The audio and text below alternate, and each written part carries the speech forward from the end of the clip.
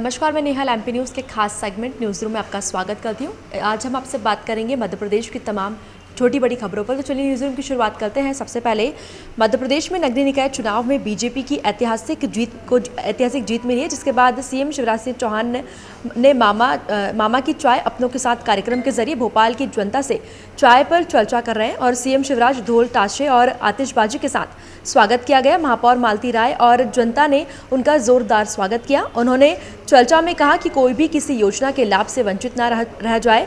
मैं भोपाल को ऐसा एक आइडियल बनाना चाहता हूं। बीजेपी आपकी जिंदगी बदलने के लिए है। और साथ ही दूसरी पार्टियों पर निशाना साधते हुए यह भी कहा कि नेतागण आते हैं, सभाएं करते हैं और भूल जाते हैं। मैं पहले आया था, फिर आया हूं। आप सबकी बहुत याद आ रही थी, इसीलिए मैं चुनाव के बाद फिर आया हूं। बात करें अगली खबर की, जो एमपी में नगरीय निकाय चुनाव के दूसरे चरण के लिए 20 जुलाई को मतगणना होनी है। कल ही पार्टियों के चुनावी किस्मत का फैसला होगा और दूसरे चरण में 43 जिलों में 214 नगरीय निकाय के लिए सुबह 9 बजे से काउंटिंग शुरू हो जाएगी, जिसमें 5 नगर निगम कटनी, देवास, रतलाम, रीवा और मुरैना शामिल है। इसके अलावा 40 नगर पालिका और 169 नगर परिषद में भी मतगणना होगी। बैरसिया, रायसेन, खरगोन, शिवपुरी, टीकमगढ़, बालाघाट, आगर मालवा के साथ ही 40 नगर पालिकाओं का भी फैसला होगा। बात करें अगली खबर की, जो भाजपा की जीत के साथ ही अब महापौर परिषद एमआईसी गठन की कवायद शुरू हो गई है। हालांकि शपथ समारोह के बाद एमआईसी सदस्यों के नामों पर औपचारिक चर्चा का दौर शुरू होगा। विधायकों की तरफ से जो नाम आएंगे उन पर मुहर लगना लगभग तय रहेगी। और इस बार मंत्री सांसदों की भी रुचि रहेगी कि उनके कम से कम एक समर्थकों को एमआईसी में जगह मिले। फिलहाल एमआईसी में आने के लिए अभी से उन पार्षदों के प्रयास शुरू हो चुके हैं जो 2 या उससे ज़्यादा बार चुनाव जीत चुके हैं और या फिर जिनकी जीत बड़े अंतर से हुई है।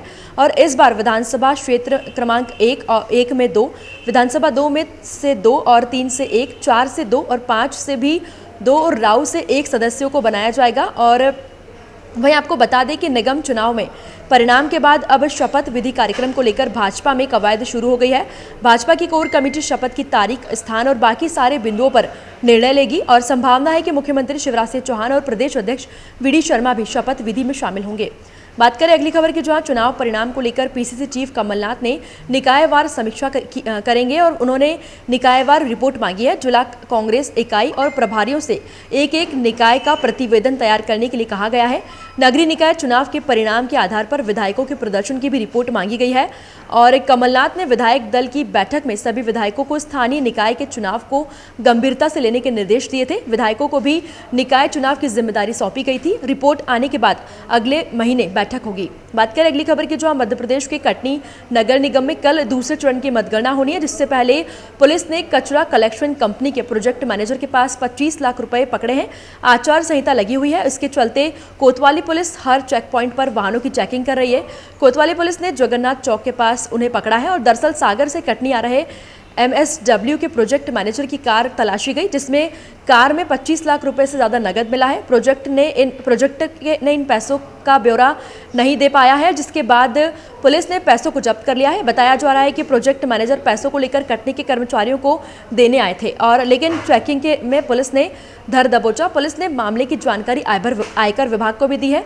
आयकर विभाग अधिकारियों ने इसकी जांच करेंगे और प्रोजेक्ट मैनेजर पैसों के संबंध में कोई भी दस्तावेज नहीं दिखा पाए। फिलहाल मामले में आगे की जांच जारी है।